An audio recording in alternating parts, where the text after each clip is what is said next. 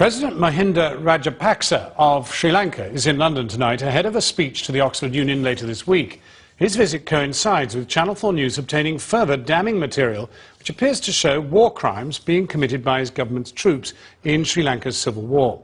Last year, this programme broadcast footage of troops executing Tamils in the final stages of the war against the Tamil Tigers. Now we have new images of the same incident, which raise new questions about the incident and suggest its scale was much bigger than had been thought. A warning, this report from our Foreign Affairs correspondent Jonathan Miller does contain extremely disturbing images. On arrival at Heathrow last night, President Mahinda Rajapaksa got a frosty reception in more ways than one. 500 exiled Sri Lankan Tamils demanding freedom and protesting against the visit to Britain of a man they accuse of complicity in war crimes. This, the flag of the brutally defeated Liberation Tigers of Tamil Eelam, also widely accused of war crimes.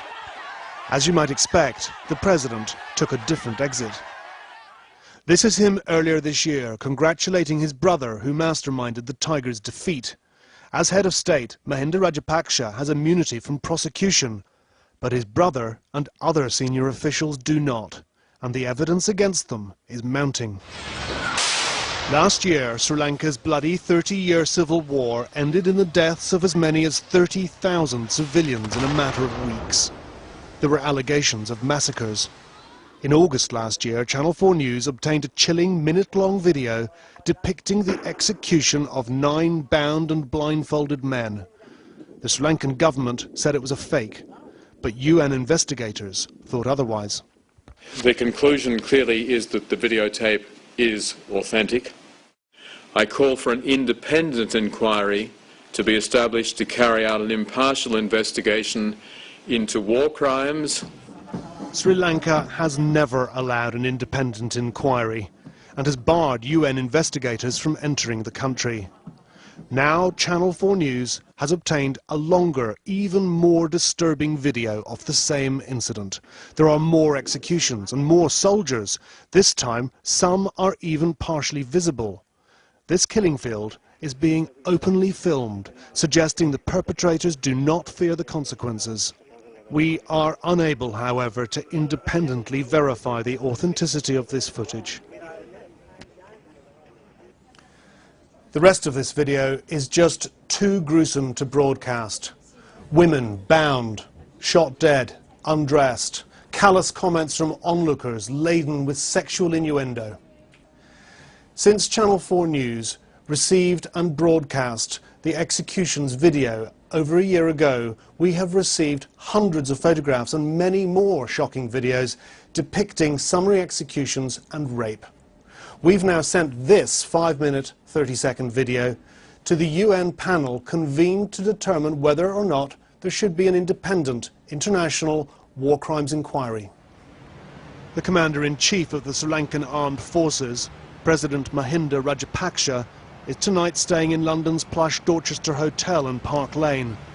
He's here to address the Oxford Union on Thursday. It's a private visit, although we've just learned he's to meet the Defence Secretary, Liam Fox, albeit in a private capacity, while he's here. President Rajapaksa was reportedly in two minds as to whether to make this visit to London, organised for him by the Sri Lankan High Commission.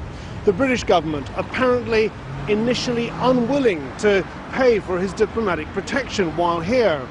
That, however, has clearly changed. The Foreign Office told me that they'd made what they called appropriate security arrangements for the President's visit. Paid for, of course, by the British taxpayer.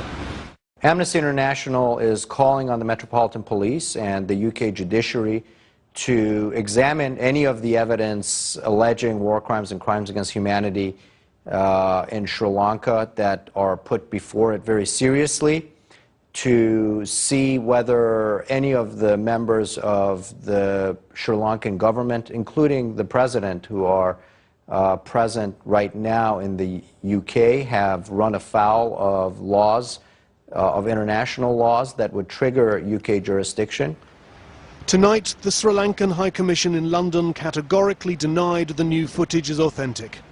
But in this digital age, where everyone films everything, the president's finding it hard to outrun the ghosts of Sri Lanka's killing fields.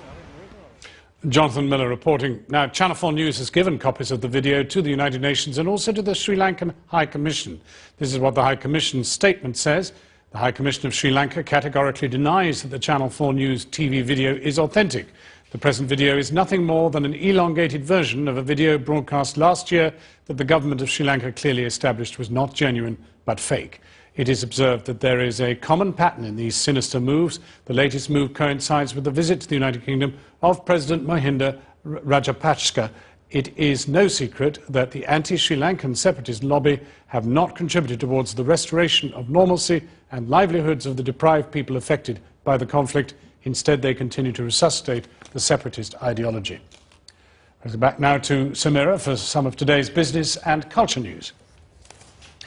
Google